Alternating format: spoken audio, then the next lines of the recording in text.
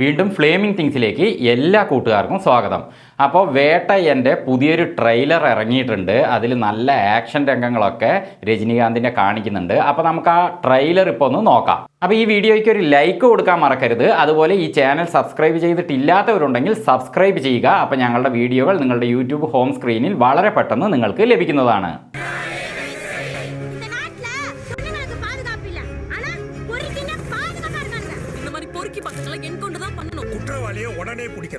അപ്പോൾ ട്രെയിലറിൽ ആദ്യം തന്നെ റൗഡികളെ എൻകൗണ്ടർ ചെയ്യാനുള്ള തക്കതായ കാരണം കാണിക്കുകയാണ്.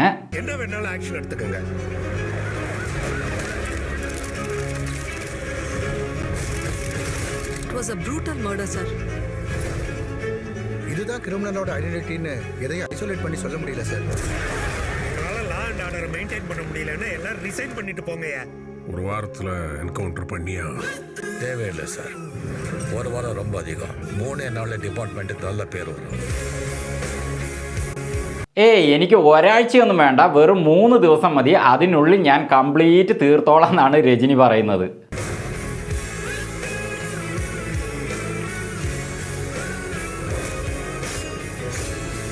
Justice delayed is justice denied. Justice hurried is justice buried. நேரத்தோட மதிப்பு தெரிஞ்ச ஒருத்தன் தான் சாதிக்க முடியும். റാണാ ദഗ്ബട്ടി ട്രെയിലറിൽ നല്ല ചിരിച്ചുകൊണ്ട് പാവം പോലെ കാണുന്നു. പക്ഷെ ആളിതിൽ ശരിക്കും വില്ലനാണ്.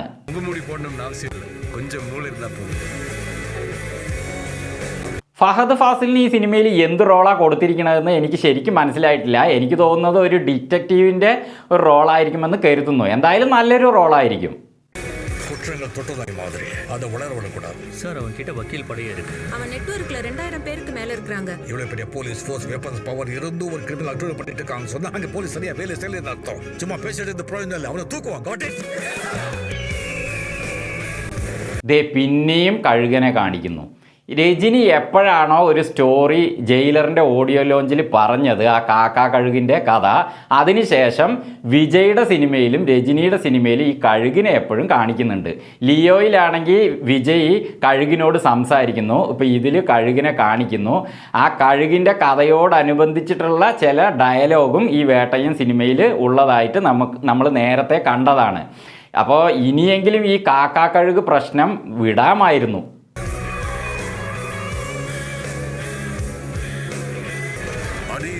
நீதியான நாம் வெல்ல முடியும். இன்னொரு அநீதியால இல்லை.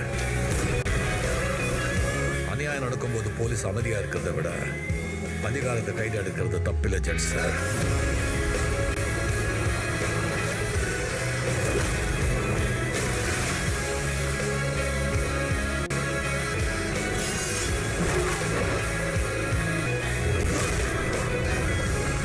എന്തായാലും രജനീകാന്തിന് ഈ സിനിമയിൽ നല്ല ആക്ഷൻ രംഗങ്ങൾ ഉണ്ടെന്നാണ് ഇപ്പോൾ ട്രെയിലറിൽ മനസ്സിലാക്കാൻ പറ്റുന്നത്. ജയിലറിൽ അത്രയ്ക്ക് ഒരു ആക്ഷൻ ഉണ്ടായിരുന്നില്ല, പക്ഷെ അത് ഇതിൽ നമുക്ക് പ്രതീക്ഷിക്കാം.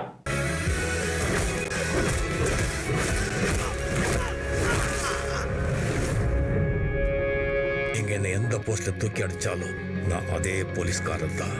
என்கிட்ட இருந்தவனை யாராலையும் காப்பாற்ற முடியாது. അമിതാഭ് ബച്ചന് ശരിക്കും രജനിയുടെ ഈ എൻകൗണ്ടർ ഇഷ്ടപ്പെടുന്നില്ല. അദ്ദേഹം നീതിപൂർവമുള്ള കാര്യങ്ങളാണ് പറയുന്നത് ട്രെയിലറിൽ. അപ്പോൾ സിനിമയിൽ ഇനി എന്തവസ്ഥയിലെത്തുമെന്ന് നമുക്ക് സിനിമ കണ്ട് മനസ്സിലാക്കാം. അപ്പോൾ എന്തായാലും ഒക്ടോബർ 10 ഈ സിനിമ റിലീസ് ചെയ്യുന്നുണ്ട്. അപ്പോൾ ഞാനും ആ സിനിമ ആദ്യം തന്നെ കണ്ടിട്ട് അതിൻ്റെ റിവ്യൂ വീഡിയോ ചെയ്ത് ചാനലിൽ അപ്ലോഡ് ചെയ്യുന്നുണ്ട്.